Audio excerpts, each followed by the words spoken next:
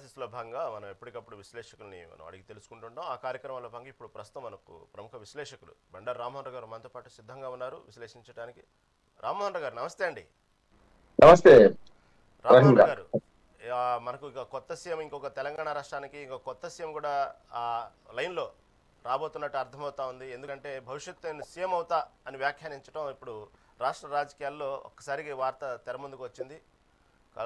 కల్వకుంట్ల కవిత చేసిన వ్యాఖ్యలు, దాంతోపాటు ఇటు పక్క టీ న్యూస్కి లీగల్ నోటీస్ పంపేయటం, దాంతోపాటు తన అల్లుడి ఫోన్ ట్యాపింగ్ చేయడానికి సిగ్గులేదాన్ని వ్యాఖ్యానించడం ఒకటే ఉంది. నిన్న చాలా ఘాటుగా స్పందించారు, మాస్ వార్నింగ్లు కూడా ఇచ్చారు.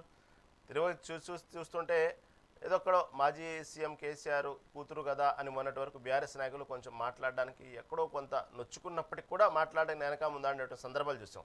ఇక చూస్తే దీని మీద బీఆర్ఎస్ నాయకులు ఇప్పుడు స్పందిస్తున్నారు, ఒక్కొక్కళ్ళుగా స్పందిస్తున్నారు మహేశ్వర్ రెడ్డితో పాటు. దాంతోపాటు ఆమె లిక్కర్ దందాన్ని కూడా లెత్తుతూ ఎద్దేవా చేస్తూ మాట్లాడుతున్నారు. దాని కౌంటర్గా ఎటుపోతుంది చివరికి ఇది ప్రస్తుత పరిస్థితుల్లో ఉన్నటువంటి సమయంలో ప్రతిపక్ష పార్టీగా బీఆర్ఎస్ పార్టీ పాత్ర పోషించి ప్రజల సమస్యలను పోరాడాల్సిన సమయంలో, నెక్స్ట్ వచ్చేటువంటి ఏదైతే ఎంపీటీసీ జెడ్పీటీసీ ఎన్నికల్లో సిద్ధమవ్వాల్సిన సమయంలో ఈ విధంగా ఇంటి పోరుతోనే బీఆర్ఎస్ పార్టీకి సరిపోతుంది అనుకుంటే అలాగే అనిపిస్తున్నాయి వాతావరణం. ఏమనాలి, ఏమంటాం? అంటే కవిత గారి గురించి ఎంత తక్కువ మాట్లాడుకుంటే అంత మంచిది అంటున్నాను. ఆమె కోపం కదా, ఆమె బాగా కాదు. కానీ అధికారంలో ఉన్న రోజులు అధికార పదవులన్నీ అనుభవించి ఇవాళ అధికారం పోగానే నా ఉదయం తండ్రి మంచోడు అన్న మంచోడు అంటుంది కానీ అడ్డాల నాడు బిడ్డలు కానీ గడ్డాల నాడు బిడ్డలు అని సామెత. ఇవాళ తండ్రి మనసు ఎంత క్షోభిస్తుంది. నిజంగా చెప్పాలంటే బయటకు రావాలంటే కేసీఆర్ గారు నిజంగా బాధపడుతుంది ఈ కూతురు కోసమే అంటున్నారు. ఆమె ఒక ఎంపీగా ఎమ్మెల్సీగా 10 ఏళ్ళు ఇప్పటికి కూడా ఇంకా రాజీనామా ఆమోదించలేదు, ఇంకా నడుస్తూనే ఉంది. కనుక ఎవరికి మేలు చేస్తుంది ఆమె అంటే ఖచ్చితంగా కాంగ్రెస్ కి మేలు చేస్తుంది. ఎవరికి చెప్పాలంటే టార్గెట్ అంతా బీఆర్ఎస్. మాట్లాడితే కొన్నిసార్లు గిచ్చినట్టు కాంగ్రెస్ కూడా అంటుంది. కనుక ఎవరి అభిప్రాయం వాళ్ళది కావచ్చు, ఎవరిని వాళ్ళు ఎక్కువ ఉంచుకుంటే ఎక్కడ ఉంటారో తెలుసు మనకు. గతంలో కూడా పాపం షర్మిలకు ఏమైనా పోలిక లేదు, కానీ షర్మిల గారిని పోరుస్తున్నాను నేను. గతంలో ఆ జగనన్న విడిచిన బాణాన్ని తిరిగి ఏం చేసిన తండ్రి ఉన్నప్పుడు ఆమెకు ఒక్క పదవి రాలేదు, అన్నం ఉన్నప్పుడు అంతకంటే రాలేదు కదా. అన్యాయం అయిపోయింది. అట్లాంటి ఆమె పూర్వంగా చెప్పండి షర్మిల గారు. కానీ ఈయనకు అట్లా కాదు కదా. ఈమెకు అన్ని రకాల పదవులు వచ్చినాయి. కేసీఆర్ కూతురుగా ఒక రకంగా చెప్పారంటే డిఫాక్ట్ ముఖ్యమంత్రిగా వ్యవహరించారు కొన్నిసార్లు. అయితే నిజామాబాద్ జిల్లాలో ఆ పెత్తనం ఎక్కువైందని చాలా మంది వచ్చి మొరబెట్టుకున్నారు కేసీఆర్ గారి దగ్గర కూడా. ఆమె వచ్చినప్పుడు ముఖ్యమంత్రి ట్రీట్మెంట్ ఇస్తున్నాం మేము, అంతకంటే ఏం చేయాలి మేము, మా మీద అరుస్తుంది అలుగుతుంది అని కూడా చెప్పి చాలాసార్లు కంప్లైంట్ చేసిన సందర్భాలు చూసాం. అసలు ఆమె ఏమి నొప్పి అయింది, ఏమి కష్టమైంది నాకు అర్థం కావట్లేదు ఇప్పటికి కూడా. ఆమెకు అధికారంలో అన్ని పదవులు దక్కినాయి, ఆశపడ్డం తప్పు కాదు. అందుకని నిన్న మహేష్ కుమార్ గౌడ్ గారు నేను మంచి మాట చెప్పారు, మన ఏది పిసిసి అధ్యక్షుడు. అవును, సామాన్య ప్రజలకు కూడా ముఖ్యమంత్రి కావాలని ఆశ ఉంటుంది, కానీ అత్యాశ పెట్టుకోవద్దని. రాజకీయాల్లో నేను నవీన మొదలే కానీ నవీన ఆపచరణ పండొద్దని ఏం లేదు. ఎవరు ముఖ్యమంత్రి అవుతారో ఎట్లా ఊహిస్తాం. ఒకనాడు జెడ్పీటీసీగా మొదలైన ప్రస్థానంతో వాళ్ళ ముఖ్యమంత్రిగా రేవంత్ రెడ్డి ఎంత మంచి మంచి మంచి వచ్చేట సంక్షేమ పథకాలు ఇవన్నీ విమర్శలు ఉండొచ్చు, కానీ వాళ్ళు ఒక నిలదొక్కున్నాడు. 2 ఏళ్ల తర్వాత ఇవాళ పార్టీలో నిలదొక్కున్నాడు, ప్రభుత్వం నిలదొక్కుంటున్నాడు. ఇవాళ మెస్సీ లాంటి ఆటగాడు వస్తే ఆడగలుగుతున్నాడు ఇవాళ. అంటే నేనేమంటున్నా అంటే ఒక స్పోర్టివ్ స్పిరిట్ తీసుకోవాలి తప్ప రాజకీయాలు ఇంట్లో తీసుకుంటే తప్పు. గతంలో షర్మిల గారు చేసిన పొరపాట్లు కొన్ని ఈమె కూడా చేస్తుంది. షర్మిల గారు కూడా తన అన్న ప్రభుత్వంలో ఉన్న రోజులు అరవడం, మొత్తం రాష్ట్రపతి తిరగడం, తెలంగాణలో పార్టీ పెట్టుకోవడం, ఆ పార్టీలో కూడా తెలంగాణలో కూడా ఆ పార్టీలో అప్పటి టీఆర్ఎస్ ఎమ్మెల్యేలను దొరతరం అని చెప్పి టార్గెట్ చేయడం, వాళ్ళందరూ తిరగబడ్డం చూసామా. అప్పుడు కూడా సేమ్ బీఆర్ఎస్ ఎమ్మెల్యేలు ఆనాడు షర్మిల గారితో బాధపడ్డారు. రాజశేఖర రెడ్డి అంటే గౌరవం ఉండి కూడా కొందరు కాంగ్రెస్ ఎమ్మెల్యేల మీద కూడా, అప్పటి కాంగ్రెస్ ఎమ్మెల్యే మీద టార్గెట్ చేస్తే వాళ్ళు కూడా గొడవ పెట్టారు. నువ్వు రాజశేఖర రెడ్డి కూతురు కనుక నేను అందిస్తున్నాం, లేకపోతే ఇంకోరైతే వేరుగా ఉంటుండే అని చెప్పి దాడులు కూడా జరిగాయి. చూసినాం కదా కొన్నిసార్లు కొన్ని బీఆర్ఎస్ ఎమ్మెల్యేలు కొన్ని చోట్ల దాడులు చేశారు షర్మిల గారి మీద. సేమ్ అదే పద్ధతులు ఇప్పుడు ఎక్కడ ఏ నియోజకవర్గానికి పోతే ఆ నియోజకవర్గంలో బీఆర్ఎస్ ఎమ్మెల్యే మీద టార్గెట్ చేస్తుంది. అందుకని నిన్న మన కృష్ణారావు గారు కానీ డైరెక్ట్ చెప్పేసరికి ఇప్పటికే గౌరవం ఇచ్చానికి లాభం లేదు, నా గురించి నువ్వు అవాకు చెబుతూ వెళ్తున్నావు, ఇప్పుడు నీ మీద చేస్తామని చెప్పి. అందుకని దోపిడీ జరిగింది నిజమే, ఆమె మాటల్లో తప్పులేదు కాదు. కానీ ఈ సందర్భంలో ఇవాళ అధికార పార్టీగా కాంగ్రెస్ ఉన్న సందర్భంలో ఒక అధికారం కోల్పోయి తండ్రి ఫామ్ హౌస్ గా పరిమితమైన సందర్భంలో తండ్రి మంచోడు అన్న మంచోడు కానీ బావ మంచోడు కాదు, సంతోషరావు మంచోడు కాదు అని చెప్పుకుంటూ ప్రతి ఎమ్మెల్యేని విమర్శించుకోకపోతే ఆమె పూర్తిగా ఎవరి చేతిలో బాణం అంటే రేవంత్ రెడ్డి చేతిలో బాణంగా మారుతుందా అనిపిస్తుంది. అట్టయితే దానివల్ల బాగుకునేది ఏం లేదు, తను నష్టపోతుంది, మిగతా వాళ్ళు పార్టీని నష్టపెడుతుంది అంటున్నాను నేను. జాగృతి పార్టీ చేస్తుండొచ్చు, ఏమైనా కావచ్చు, రేపు భవిష్యత్తులో ఏమైనా జరగవచ్చు. కానీ రాజకీయాల్లో హత్యలు ఆత్మహత్యలు ఉంటాయని దానికి ఆ మంచి నిదర్శనం ఆమె అవుతుంది. ఓ మంచి పదవిలో ఉండి ఎమ్మెల్సీ ఇంకా టైం ఉన్నది, చేసుకునే పరిస్థితి ఉన్నది. అవన్నీ విడిచిపెట్టి వాళ్ళ పాత పార్టీ మీద, తాను విడిచిపెట్టిన పార్టీ మీద, తనను సస్పెండ్ చేసిన పార్టీ మీద ఇట్లా కక్ష తీర్చుకునే ప్రయత్నం చేస్తుంటే ప్రజల్లో కూడా పలచన వద్దంటున్నాడు. కేసీఆర్ మీద సానుభూతి ఏమాత్రం కొంచెం ఉన్నా కూడా అటువంటి వాళ్ళు ఇవాళ కవితను దుర్మార్గంగా విమర్శిస్తున్నారు. సోషల్ మీడియాలో చూస్తున్నాం. తప్పే కావచ్చు, కానీ ఆమె విలువ ఆమె దక్కించుకోకపోతే ఇట్లాంటి పరాభావాలు ఎదురవుతాయి. ఇప్పటికైనా సరే ఆమె టార్గెట్ ఎవరిని చేస్తుందంటే మరొకసారి బీఆర్ఎస్ ను అధికారంలో రాకుండా చూసే ప్రయత్నం చేస్తుంది. అది మాత్రం ఖాయం. అయితే ఇక్కడ రామ్మోహన్ గారు ఇంకొక ప్రధానమైన చర్చ నడుస్తుంది. మీరు ఇప్పుడు షర్మిల పేర్లు లేవనెత్తారు కాబట్టి ఈ సందర్భంగా ఒక విషయం గుర్తు చేస్తున్నాను. నిన్న ఒక వార్త చక్కర్లు కొట్టిందని, ఎంతవరకు వాస్తవం తెలియదు కానీ ఏదైతే అఖండ 2 సినిమాకి సంబంధించినటువంటి విషయంలో టికెట్లు రేట్లు పెంచుకోవటానికి కానివ్వండి, అఖండ 2 కావాల్సినంత రెడ్ కార్పెట్ వేసే విషయంలో కానివ్వండి, రేవంత్ రెడ్డి సహకరించారు. ఇటు పక్క చంద్రబాబు నాయుడు చెప్పినట్టు ఇక్కడ రేవంత్ రెడ్డి సహకరిస్తున్నాడు ప్రతి విషయంలో కూడా. మనమేమో చంద్రబాబు నాయుడు మీద పోరాడుతున్నాం, అక్కడ ఆ ఎన్డీఏ కూటమిలో భాగస్వామ్యంలో ఉన్నటువంటి చంద్రబాబు నాయుడు ఎక్కడికక్కడ పార్టీని సంబంధించి వ్యతిరేకంగా పనిచేస్తుంటూ, అంటే వ్యతిరేకంగా పనిచేయాలి తప్పదు, ఎన్డీఏ కూటమిలో ఉన్నారు కాబట్టి. ఈ విధంగా మనం చంద్రబాబు నాయుడు మీద పోరాడుతూ ఉంటే ఇటుపక్క రేవంత్ రెడ్డి చూసి మన కాంగ్రెస్ పార్టీలో ఉండి, కాంగ్రెస్ పార్టీ ముఖ్యమంత్రిగా ఉండి ఇటుపక్క ప్రతిదీ చంద్రబాబు నాయుడు సహకరిస్తూ ఉన్నారు అనేటువంటి విషయాన్ని ఢిల్లీ దాకా తీసుకెళ్లారు షర్మిల. తర్వాత ఢిల్లీ నుంచి కాల్ వచ్చింది, అందుకనే దానికి సంబంధించినటువంటి నిన్న ప్రెస్ మీట్లో కూడా ఈ విధంగా ఇక నుంచి భవిష్యత్తులో టికెట్ల రేట్ల విషయంలో పెంచుకునే అవకాశం ఇవ్వమంటే చెప్పి కోమటిరెడ్డి రాజగోపాల్ రెడ్డి చేసినటువంటి వ్యాఖ్యలు కూడా ఇవన్నీ కూడా తెర ముందుకు వచ్చినాయి. కోమటిరెడ్డి చేసిన వ్యాఖ్యలు ఇవన్నీ వాస్తవంగా అంత జరిగిందంటారా? దానికి సంబంధించి పెద్దలు ఫోన్లు చేసేలా ఎందుకు అంతగా చంద్రబాబు నాయుడు ఎందుకు తెలంగాణ రాష్ట్ర రాజకీయాల్లో అంత అవకాశం ఎందుకు ఇస్తున్నారు అంటూ క్లాస్ పీకట్ అంత జరిగిందంటారా? ఖచ్చితంగా. ఎందుకంటే దానిలో ఇప్పుడు ఏదన్నా దాని మీద కొంచెం కాలాహ అన్నట్టు కొంచెం ఏదైనా నిప్పులేందే పొగరాదు కదా, అది జరుగుతుంది. కోమటిరెడ్డి గారి వ్యాఖ్య డైరెక్ట్ సినిమాటోగ్రఫీ మంత్రి అనుకుంటాను వెంకటరెడ్డి గారు చేసినట్టున్నాడు వ్యాఖ్య. ఇప్పుడు పొరపాటు జరిగింది, ఇక ముందు పెంచమని కూడా ఇచ్చారు కదా. అంటే మంత్రివర్గంలో విభేదం ఉన్నట్టే కదా. ఇప్పుడు ఇదే రేవంత్ రెడ్డి గారు స్వయంగా మనకు సంధ్య థియేటర్ కేసులో అప్పుడు తొక్కిసలాట జరిగిన తర్వాత ఇక ముందు ఇవ్వము అని ఖరాఖండ్కి చెప్పిండు కదా. ఆ తర్వాత ఎన్ని సినిమాలకు ఇచ్చారు మీరే? అందుకనే చంద్రబాబు నాయుడు గురువుగా, ఆయన శిష్యుడిగా చాలా వరకు తెలంగాణకు ద్రోహం చేస్తున్నారనే దాని మీద చాలా పెద్ద చర్చ జరుగుతుంది. ముఖ్యంగా షర్మిల గారి అభ్యంతరం కరెక్ట్ అంటున్నాడు. ఎందుకంటే వీరు ఏ కూటమిలో ఉన్నారో ఆ కూటమి ధర్మాన్ని పాటించకుండా అక్కడ కాంగ్రెస్ పార్టీ, ఇక్కడ కాంగ్రెస్ పార్టీ కదా. మరి అటువంటి అప్పుడు ఇట్లాంటి దాని వల్ల ఏమవుతుందంటే ఇప్పటికే చూడండి, ఇక్కడ గ్లోబల్ సదస్సు జరుగుతుంటే కేంద్ర ప్రభుత్వంలో బీజేపీ ప్రధాని మోడీతోని అక్కడ ఒప్పందాలు కుదిరినాయి. సత్యనారాయణ వాళ్ళందరూ వచ్చి ఒప్పందాలు కుదుర్చుకుంటే అది ఆంధ్రప్రదేశ్కి పోతుంది. ఆంధ్రప్రదేశ్ పోతే నేను సంతోషిస్తాను, సమస్యగా. కానీ ఇక్కడ ఏమవుతుందంటే తెలంగాణ ఆంధ్రప్రదేశ్ మధ్య వివక్ష ఎందుకు చూపెడుతున్నారు? ప్రధానమంత్రి కూడా పిలిచి వచ్చారు కదా ఇక్కడికైతే, ఏది సదస్సుకు రమ్మని.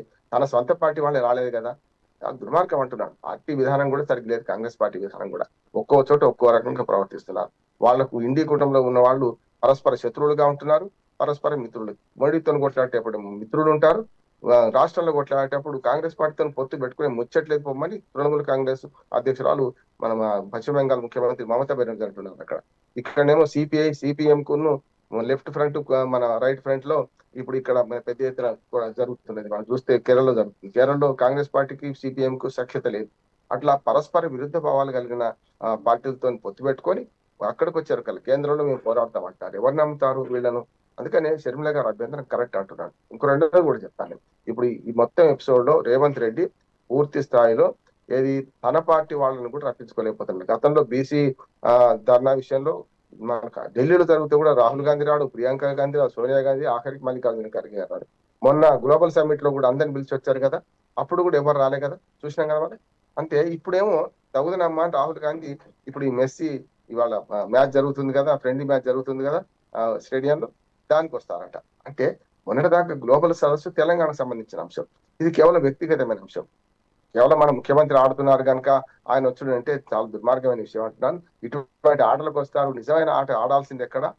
తెలంగాణ అభివృద్ధి పట్ల, తెలంగాణ అభివృద్ధి కాంక్షించే గ్లోబల్ సదస్సుకు రావాల్సిన రాహుల్ గాంధీ ఇవాళ దీనికి వస్తున్నాయంటే ఏమన్నట్టు?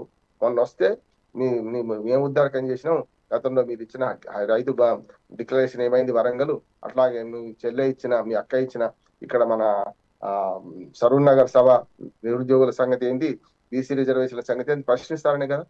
ఇప్పుడు మ్యాచ్ తన ముఖ్యమంత్రి మ్యాచ్ ఆడుతున్నానని చెప్పి రాహుల్ గాంధీ తగుదనమ్మ అంత వస్తున్నానంటే ఇది దుర్మార్గమైన విషయం అంటున్నాను. అందుకనే వాళ్ళ మధ్య సఖ్యత లేదు.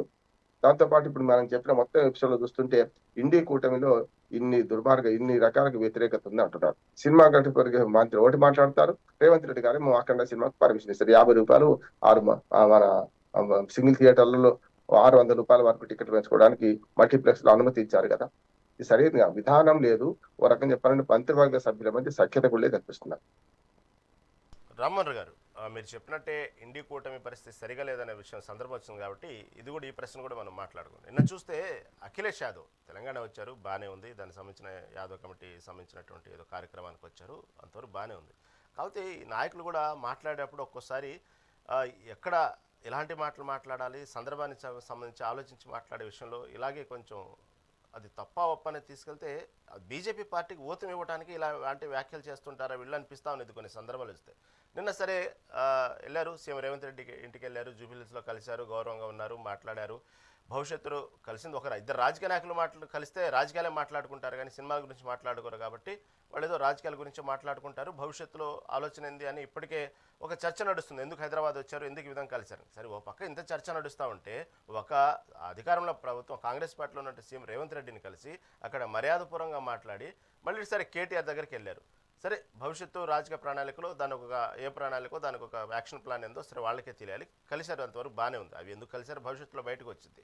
కాకపోతే ఇక్కడ కేటీఆర్ని కలిసిన సందర్భంలో ఒక పక్క రేవంత్ రెడ్డిని కలిసి వచ్చి కేటీఆర్ని కలిసి భవిష్యత్తులో రాష్ట్ర రాజకీయాలు మారొచ్చు, బీఆర్ఎస్ ప్రజలకు దగ్గరగా ఉంటుంది, అవి ఇవి అంటూ వ్యాఖ్యలు చేయటం అసలు ఎలా ఆలోచించాలి, దీన్ని ఎలా తీసుకోవాలి? ఇది పెద్ద చర్చ అయింది ఇప్పుడు ఐఎన్సీలో. ఏమంటారు దీన్ని? ఖచ్చితంగా అన్నది కరెక్ట్. నేను అదే ఆశ్చర్యపోయినా. ముఖ్యమంత్రి కావడంలో యాక్చువల్ గా ఉత్తరప్రదేశ్ ఒక పెద్ద రాష్ట్రం. దేశం అయితే ప్రపంచ దేశాలలో 6వ స్థానం, 7వ స్థానం, 5వ స్థానంలో ఉండేది. అంటే 25 కోట్ల మంది నుంచి 30 కోట్ల మంది ప్రజలు ఉంటారు. వాళ్ళు దాదాపు 30 కోట్లు అంటున్నారు జనాభా. రేపు లెక్కలు వస్తే ఒక్క రాష్ట్రంలో మొత్తం 140 కోట్ల మందిలో 30 కోట్ల మంది ఉత్తరప్రదేశ్ రాష్ట్రంలో నివసిస్తున్నారు. అట్లా చూసుకుంటే అంతకు ముందు ముఖ్యమంత్రి వీళ్ళిద్దరి కంటే, అటు మా కేసీఆర్ గారి కంటే ఇటు పక్కన మన రేవంత్ రెడ్డి గారి కంటే సీనియర్ ముఖ్యమంత్రి ఆయన, యువ ముఖ్యమంత్రి. ఇంత పెద్ద జనాభాకి ముఖ్యమంత్రి చేశారు ఉత్తరప్రదేశ్. ఆయన ఇక్కడ రాగానే మరి ముఖ్యమంత్రి కావడం తప్పలేదు. ముఖ్యమంత్రితో కలిసినంత మాత్రం ప్రెస్ మీట్ వెళ్ళేది. కానీ ఇక్కడికి వచ్చే కల్లా మీరు ఎన్నో ఒడిదొడుకులు ఉంటాయి, రాజకీయాల్లో ఎత్తుపల్లాలు ఉంటాయి, మీరు ఒకనాడు అధికారం రావచ్చు అనే మాట మాట్లాడుతున్నారంటే ఏం మాట్లాడినట్టు? అసలు రాజకీయాలు మాట్లాడొద్దు, మర్యాదపూర్వం కేసీఆర్ గారు కూడా వెళ్దాం అనుకుంటున్నాను నేను అన్నాడు. కాదు, మేమే ఆహ్వానిస్తున్నాం, ఘనంగా స్వాగతం చెప్పినామన్నారు. ఇవన్నీ ఈ రెండు పార్టీలు కూడా యాదవుల ఓట్ల కోసం తెలంగాణలో ఈ ప్రయత్నం చేస్తున్నారు. అఖిలేష్ యాదవ్ యాదవుడు, దాంతో పాటు ఇక్కడ పంచి పలుకుబడి ఉన్నది. వాళ్ళకు అటుపక్క ఇటుపక్క రెండు సమాజ్వాదీ పార్టీగా అన్ని పార్టీలలో ఉన్న వాళ్ళు యాదవులందరూ ఆయన ఆహ్వానిస్తారు. కనుక మన తలసాని శ్రీనివాస్ యాదవ్ పిలిచినట్టున్నారు, ఏదో కార్యక్రమానికి వచ్చారు. మిగతా యాదవులందరూ హాజరయ్యారు. కులం మీటింగ్ వచ్చింది, ఆయన వచ్చింది కులం మీటింగ్ కు. కానీ మీరన్న వ్యాఖ్యలు ఏమవుతున్నాయో రేవంత్ రెడ్డికి వ్యతిరేకంగా చేసినట్టే కదా. కూటమిలో ఏమో ప్రభుత్వంలో ఉంటారు, కూటమిలో వాళ్ళు ఇండి కూటమిలో ఉన్నాడు ఆయన కదా. ఇండి కుటుంబంలో ఉన్నాడు, వచ్చి ఇక్కడికి ఏ కుటుంబంలో లేని వ్యక్తిని వచ్చి వాళ్ళు పొగుడుతుంటే ఎవరికైనా అనిపిస్తుంది కదా. మరి భవిష్యత్ సంకేతం ఏంది అంటే నాకు అనిపిస్తుంది రహీం, మనకు బీజేపీ రేపు బీఆర్ఎస్ కలిసి, అంటే ఇప్పుడు తెలంగాణ మన ఆంధ్రప్రదేశ్ లో ఏ ప్రయోగం చేసిండ్రో. ఎందుకంటే వాళ్ళకి అర్థమైంది ఏంటంటే ఇక్కడ అధికారంలో రావాలంటే మొట్టమొదటి కొట్టాల్సిన దెబ్బ కాంగ్రెస్ లో, బీజేపీ కదా. బీజేపీ బీఆర్ఎస్ కొట్లాడుకుంటుంటే ఖచ్చితంగా కాంగ్రెస్ గెలుస్తుంటది ఎప్పుడైనా. మన 2023లో జరిగింది అదే. బీజేపీ కనుక ఇంకా 5% ఓట్లు 6% ఓట్లు ఎక్కువ తీసుకోగలిగితే అసెంబ్లీ ఎన్నికల్లో ఖచ్చితంగా బీఆర్ఎస్ అధికారంలోకి వచ్చేది. బీఆర్ఎస్ మొట్టమొదటి ప్రాంతీయ పార్టీని చంపిన తర్వాత రాష్ట్ర మన డైరెక్ట్ కాంగ్రెస్ పార్టీ వైపు పోదాం అనుకున్నారు. కానీ ఇప్పుడు కాంగ్రెస్ పార్టీ బలంగా అయిపోతుంది. తెలంగాణలో ముఖ్యంగా 2 ఏళ్లలో పార్టీ మీద పట్టు సాధించారు రేవంత్ రెడ్డి గారు. అట్లానే మనకు ప్రభుత్వం మీద కూడా పట్టు సాధించారు. 2 ఏళ్లలో ఇవాళ మెస్సీ లాంటి పెద్ద ఆటగాడితో అదొక విజయం అంటలేదు. కానీ కేరళ ఆశపడ్డది రాలే అక్కడికి కూడా. వాళ్ళ కలకత్తాలో కూడా మెస్సీ ఎందుకు వస్తున్నారు? కేవలం ఆయన విగ్రహావిష్కరణ ఆయన చేసుకోవడానికి వస్తున్నారు. ఇక్కడ అట్లా కాదు కదా. ఒక ఒక ఫోటో తీసుకోవడానికి ఆయన 10 లక్షలు వసూలు చేసి ఆయన పూర్తి కమర్షియల్ ఆటగాడికి వస్తున్నారు. దాంతో మరి ఇవాళ అటువంటి విజయం కూడా సాధించండి కదా. ఆయన ఆడుతున్నాడు ఆ మ్యాచ్. రాహుల్ గాంధీ వస్తున్నారు ఇక్కడ. అందుకనే ఇవాళ ఏదైతే వీళ్ళు టార్గెట్ పెట్టుకున్నారో ఆ టార్గెట్ లో ఇండి కూటమి ఎక్కడికక్కడ చీలికలు పేలికలు అవుతుంది. దానివల్లనే మొన్నటి బీహార్ ఎన్నికల్లో అంత గర్వభంగం, అంత శృంగభంగం జరిగింది అంటున్నాడు. ఎప్పుడు 70 సీట్లకు పోటీ చేస్తే 19 సీట్లు గెలుచుకుంది ఎక్కడ, మన 61 సీట్లు గెలుచుకుంటే 6 సీట్లే 10% రిజల్ట్స్ వచ్చింది చూసినాం కదా మనం. అందుకని ఇవాళ ఇండి కూటమి ముఖ్యంగా కాంగ్రెస్ పార్టీ విధానం మార్చుకోకపోతే మరింత కునారుతుంది. బీజేపీ ప్లాన్ అంతా ఏంటంటే మిగతా ప్రాంతీయ పార్టీని గెలవలేము మనం ఎట్లా. కనీసం ఏంటంటే కాంగ్రెస్ ఎక్కడైతే ఉందో కాంగ్రెస్ దెబ్బ కలుగుతామని ఇప్పటిదాకా మొత్తం కాంగ్రెస్ వర్సెస్ బీజేపీ ఉన్న దగ్గర బీజేపీ గెలుస్తున్నది. కాంగ్రెస్ వర్సెస్ మిగతా ప్రాంతీయ పార్టీలను చూడ ఓడిపోతుంది చూస్తున్నాం. తమిళనాడు ఇప్పుడు ఎన్నికలు జరుగుతున్నాయి కదా రహీం గారు, మనకు పుదుచ్చేరి, తమిళనాడు, కేరళ ఎన్నికలు జరుగుతున్నాయి. ఒక్క ఆశ లేదు బీజేపీకి, అక్కడ ఏం ఆశ లేదు. ఏమున్నది అక్కడ ఆశ? ఇప్పుడు ప్రాంతీయ పార్టీని దెబ్బతీయాలి, తృణమూల కాంగ్రెస్ దెబ్బతీయాలి. మన పశ్చిమ బెంగాల్లో ఈ ఎన్నికల్లో రేపు వచ్చే టార్గెట్ వాళ్ళది. పశ్చిమ బెంగాల్ తర్వాత వెంటనే తెలంగాణ టార్గెట్ తీసుకున్నారు బీజేపీ వాళ్ళు. కనుక బీజేపీ బీఆర్ఎస్ రేపు 2028లో నేను చాలా దూరం ఆలోచన చేస్తున్నా, కలిసి పోటీ చేసే అవకాశం ఉంది. కాంగ్రెస్ పార్టీ వ్యతిరేకంగానే మాట కూడా వస్తున్నది. నేనన్న మాట కాదు, ఎవరన్నారు? కల్వకుంట్ల కవిత గారు అన్నారు గతంలో, బీజేపీతో పొత్తు కలుస్తున్నారు, నన్ను జైల్లో పెట్టిన పార్టీతో మీరు ఎట్లా పొత్తు కలుస్తారన్నారు కదా. ఇవన్నీ ముందుకు వస్తుంటాయి. రాజకీయాలు ఏదైనా జరగవచ్చు, శాశ్వత శత్రువుడు శాశ్వత మిత్రుడు ఉంటారు కనుక రాజకీయాలు ఏమైనా జరగవచ్చు. నా ఊహ ఏంటంటే 2028 అసెంబ్లీ ఎన్నికల్లో బీజేపీ మనకి ఎట్లాగో ఎంఐఎం దూరమైంది, బీఆర్ఎస్ రెండు కలిసి బీఆర్ఎస్ బీజేపీ కలిసి పోటీ చేసే అవకాశం ఉంటుంది. లేకపోతే కనీసం స్నేహపూర్వకమైన పోటీ ఉండి ఆ వీక్ అయినా సరే మొత్తం మీద మనం అధికారాన్ని పంచుకుందాం అనే ఒక మాట వస్తుందేమో నేను అనుకుంటున్నాను. రైట్, ఓకే, రైట్ అండి. చక్కటి విశ్లేషణ అందించినందుకు